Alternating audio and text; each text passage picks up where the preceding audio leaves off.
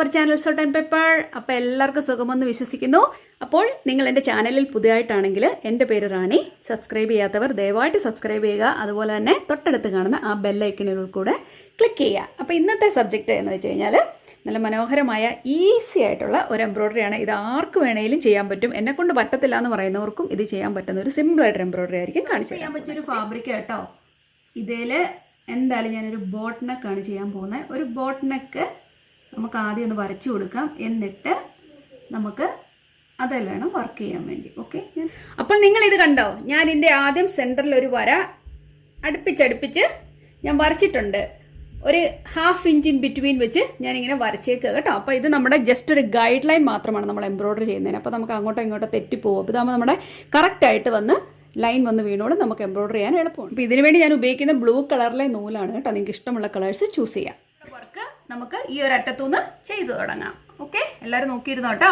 ഇതാ ഇതുണ്ടോ, ഒന്നും പഠിക്കാനില്ല, ഈസിയാണ്. ഇതാ എന്നിട്ട് നമ്മളിതാ ഇങ്ങോട്ട് കുത്തി കൊടുക്കുന്നു. കണ്ടോ, വീണ്ടും നമ്മൾ ഇതുപോലെ എടുക്കുന്നു.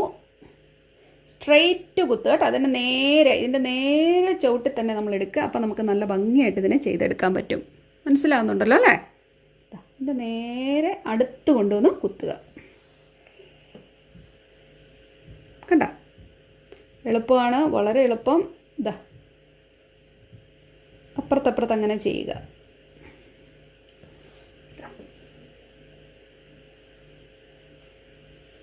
നമ്മൾ പ്രത്യേകിച്ച് ഹാർഡ് വർക്ക് ഒന്നും ചെയ്യുന്നില്ലല്ലോ, മനസ്സിലാവുന്നുണ്ടോ? വീണ്ടും നമ്മൾ ഇതുപോലെ തന്നെ അടുത്ത് കുത്തുന്നു.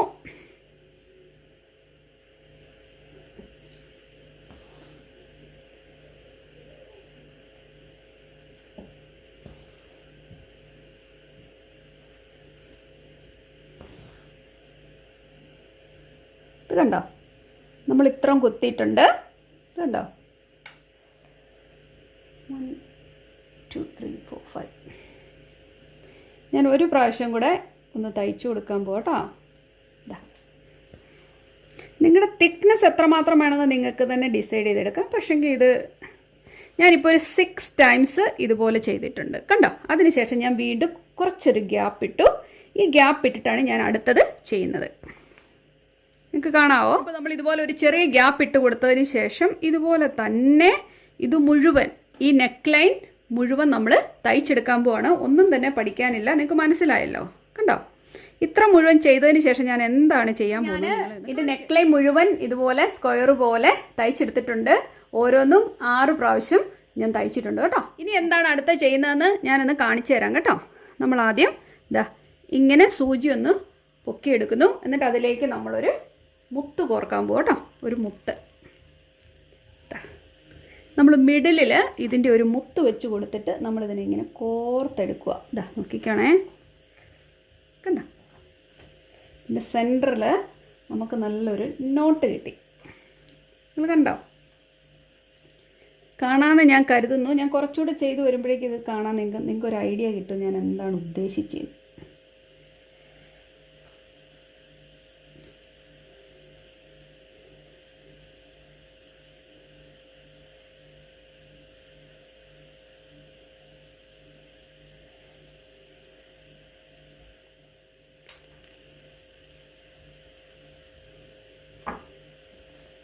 നമ്മളിതിൻ്റെ സെൻറ്റർ നോക്കി ഒരു മുത്ത് വെച്ച് കൊടുത്തേക്കുവാണ്. കാണാനിപ്പോൾ തന്നെ നല്ല ഭംഗിയില്ലേ, നോക്കി.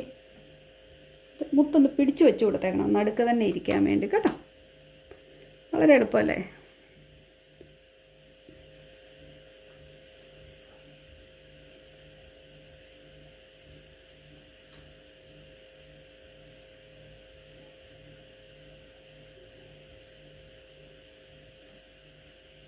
കണ്ടോ? അപ്പോൾ നമുക്ക് 2 എണ്ണം നോക്കിക്കേ, നിങ്ങൾക്ക് കാണാൻ പറ്റുന്നില്ലേ?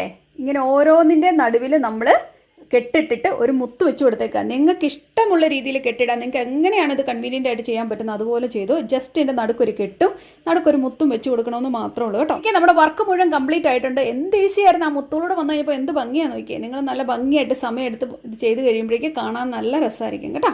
നിങ്ങൾക്ക് വേണമെങ്കിൽ ഇതിൻ്റെയൊക്കെ ഇടയിൽ മുത്തുകളോ കല്ലുകളോ എന്താണെന്ന് വേണമെങ്കിലും ചെയ്തു. കുഞ്ഞു കുഞ്ഞു റൈൻ സ്റ്റോണോട് വരുമ്പോൾ ഇത് കാണാൻ നല്ല ഭംഗിയായിരിക്കും എന്ന് എനിക്ക് തോന്നുന്നു. അതുകൊണ്ട് ഞാൻ ഇതിൻ്റെ ഇടയിൽ മുഴുവനൊന്ന് റൈൻ സ്റ്റോണോട് വെച്ച് കൊടുത്തിട്ട് നോക്കിക്കേ, നമ്മുടെ വർക്ക് ഇവിടെ കംപ്ലീറ്റ് ആയിട്ടുണ്ട്. ഞാൻ അധികം ഒന്നും ഇതിൽ പിന്നെ ചെയ്യാൻ പോയില്ല. നിങ്ങൾക്ക് വേണമെങ്കിൽ ഇത് കൂടുതൽ റൈൻ സ്റ്റോൺസോ ബീഡ്സോ എന്ത് വേണേലും ആഡ് ചെയ്യാം കേട്ടോ. സീക്വൻസുകളോ എന്ത് വേണേലും ആഡ് ചെയ്ത് കൊടുത്താൽ നല്ല ഭംഗിയായിരിക്കും. നിങ്ങൾക്ക് എല്ലാവർക്കും ഇഷ്ടപ്പെട്ടെന്ന് ഞാൻ കരുതുന്നു. എല്ലാവരും ട്രൈ ചെയ്ത് നോക്കുക. വളരെ ഈസി ആയിട്ടൊരു മെത്തേഡല്ലേ ഞാൻ കാണിച്ചു തന്നേക്കുന്നത്.